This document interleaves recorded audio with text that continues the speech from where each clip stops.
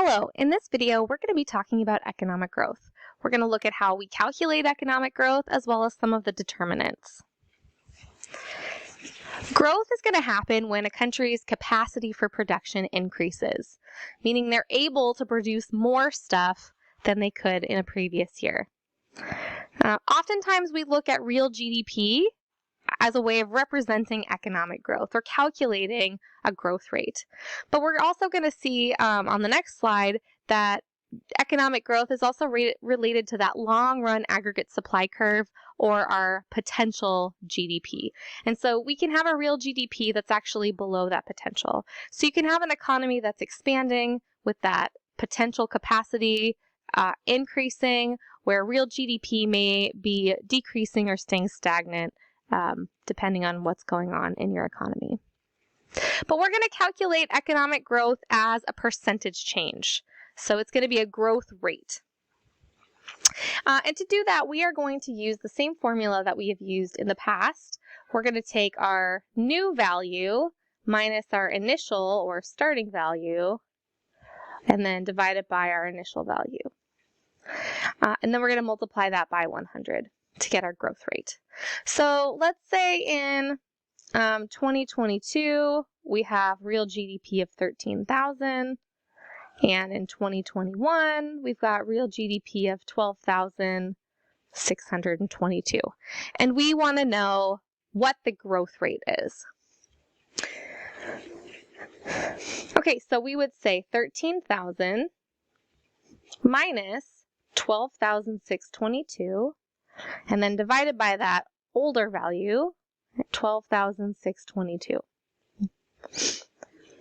This is going to give us a value of 0.0299. And then we want to multiply that by 100. It's going to tell us that our growth rate is 2.99%. Or if we want to round that up to a whole number, we would say it's approximately 3%. If you remember when we're looking at percentage changes, if you get a value of 1, that's equal to 100%. A value of 0.1 is equal to 10%, and 0.01 is equal to 1%. So just to make it a little bit easier, we just multiply by 100, and we say this is a 3% growth rate. Our real GDP increased by 3%. We also care about changes in real GDP per capita. Real GDP per capita means the amount of stuff that an economy is producing divided by the number of people in that economy. And the reason that this matters is because if we're using this as a measure of standard of living, we really care about how much stuff we're producing per person, how much money we have per person. Because if our population doubles, so we have twice as many people, and real GDP doubles in that same time, you don't actually have more stuff per person. And so the standard of living is not going to be increased, it's probably just going to be the same. And so what we care about is not just that we're producing more stuff, but that we're producing more stuff per person. So to determine the real GDP per capita, we take the real GDP for a particular year, and we divide it by the population, or the number of people. So if we're looking at this $13,000, say we have 250 people in this economy, then you take that total of 13,000, divide by 250 people, and you would say that this is a real GDP per capita of $52 per person. And so this is really probably a better measure of standard of living because you can see on average how much each individual person could have. Now, one problem with this measure is it's taking an average, so total production divided by the total population, and it may not accurately represent what's going on in an economy, especially if there's very high levels of inequality. So it could be that there are a few people in this economy that have a lot of money and a lot of people in this economy that have very little money. And so we use this as a measure over time, seeing how this number is changing. as more of a measure of standard of living rather than the absolute value itself. So there are two main sources of growth, or two main determinants of growth, and that's going to be some sort of increase in the amount of inputs that we have as a society and an increase in productivity. So we're going to have more stuff, more resources, or we're going to be more productive per person per hour. In the United States, about 2/3 of the economic growth comes from increased productivity. So we have better technology, better tools, we're able to produce more stuff per person, and that's really the main driver of growth in the United States. Okay, so we have two graphs here. The one on the left is from your textbook, and this is looking at the business cycle, or the real GDP over time, compared to potential output, or potential GDP. The graph on the right is some data looking at some real GDP. This has been adjusted for 2005 dollars, but it's trying to gauge where actual potential GDP is and where the real GDP was in the United States. So on our graph on the left, we see we've got a business cycle. It's going up.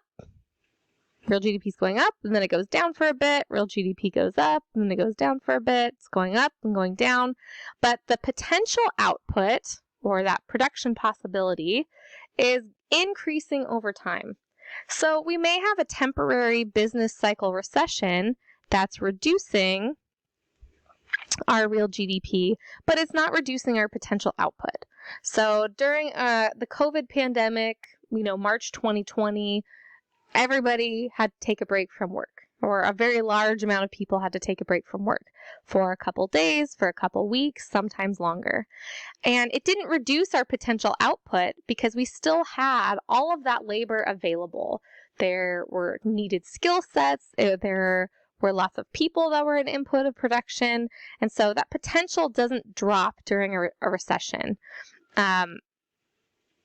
But the actual real GDP might decline if those resources are not being used.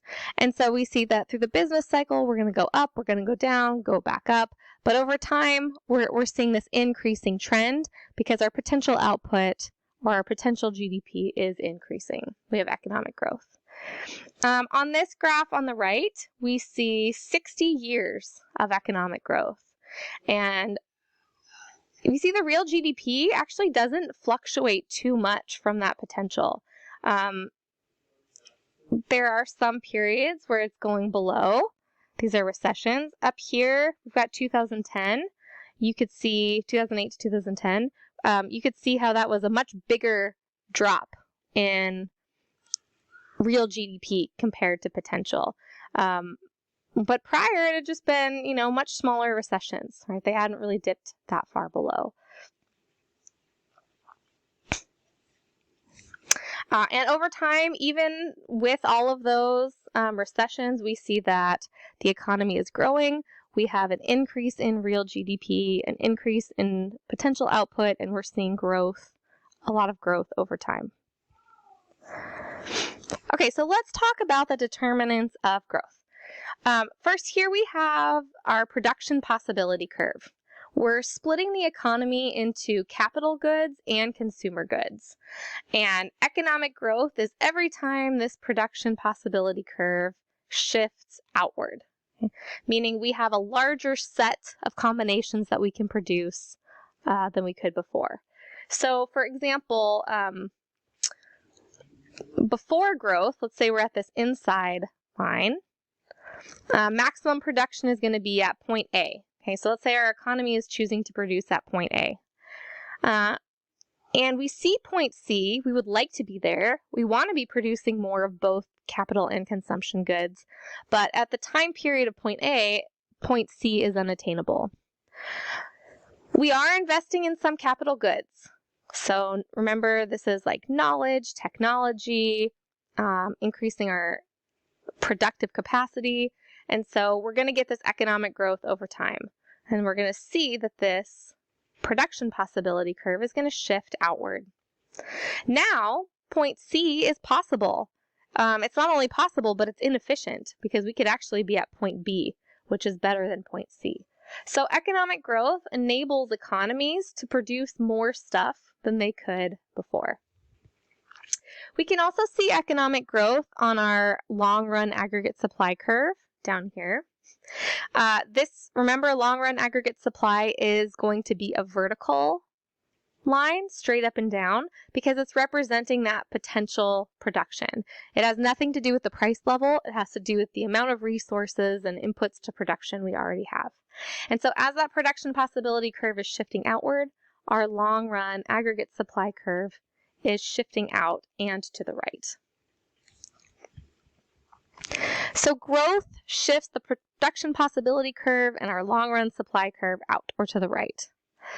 This means we have some sort of change in supply factors. So the quantity or quality of natural resources. We need some kind of increase in inputs. The quantity or quality of human resources. Our workforce needs to get more educated. They need to build more skills. That's going to cause economic growth. It could also be that the number of people in the workforce increases. So during World War II, a lot of women entered the workforce who hadn't previously been part of it. So it's not that our population is growing, but it's the percentage of our population that's working might be growing. The supply or stock of capital goods. So this is our factories, our machinery, the technology we're using for production. Or just the type of technology. Maybe we have some sort of new invention or innovation, like, for instance, electricity. That drastically changed how things were produced. Having access to an outlet at a factory changes the way that things need to be produced. The layout of the factory changes everything. So as we have more capital goods, more technology, more human resources, more natural resources, we're going to see that production possibility curve shifting outward. We do also see that there are some demand factors involved with growth as well. Now, the long-run aggregate supply curve obviously is supply, right? It's not demand. But we do need aggregate demand to increase for production to expand. And part of that has to do with the nature of voluntary exchange. So if we don't see demand increasing for production, there's not going to be many incentives for businesses to increase production, increase that productive capacity. I'm not going to create a new factory if I don't think that the demand is going to be there. So we do need demand to be increasing at a semi-proportional rate with supply to have continual growth. So this is going to require full employment of resources, both productive and allocative. This is going to be the necessary condition to get the maximum amount of production possible. And if you remember with our circular flow of the economy diagram, we need households to have money to be able to purchase the products. And we need companies to be paying households to create the products. And so there is this link or relationship between supply and demand. That means they're going to go together. So increasing demand is going to help increase growth, and increased growth is going to help through the supply side is going to help increase demand. And so it's sort of this circular flow model. Okay, so let's end this video here. In the next video, I am going to discuss labor and productivity in more detail because this is one of the major factors of economic growth in the U.S. and many other economies.